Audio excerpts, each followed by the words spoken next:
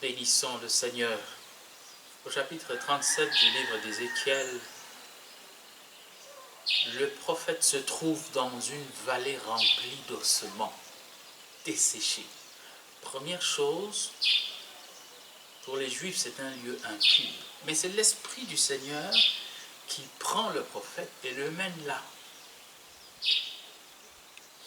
C'est insolite pour le moins.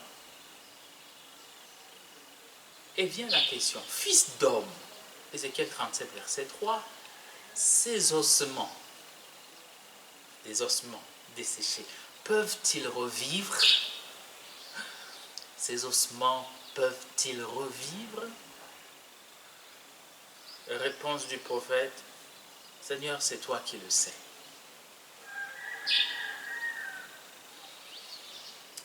La main de Dieu veut agir et a besoin du prophète pour entrer dans son projet,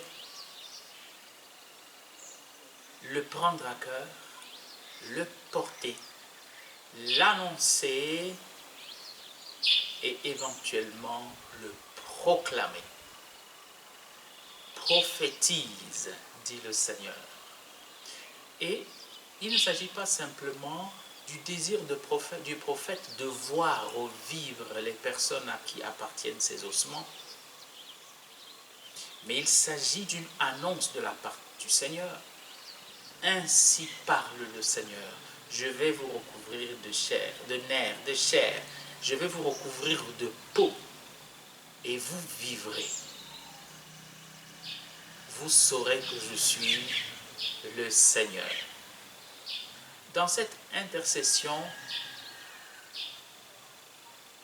prophétie, intercession prophétique, il est besoin de saisir que le prophète ou l'intercesseur, à la limite, n'y est pour rien. Dieu peut faire revivre ses ossements sans passer par lui.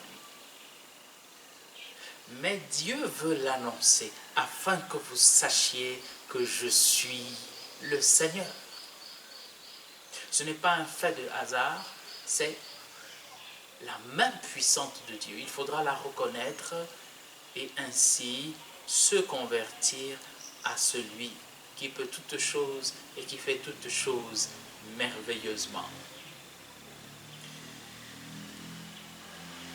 Combien de situations désespérées dans nos vies?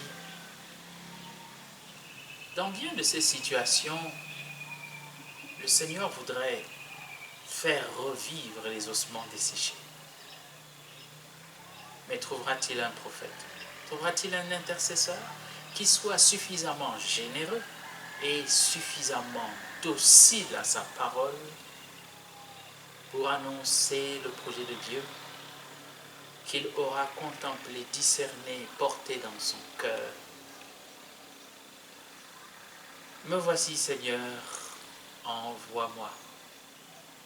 Que ton esprit fasse de nous les instruments de ta gloire. Bénissons le Seigneur.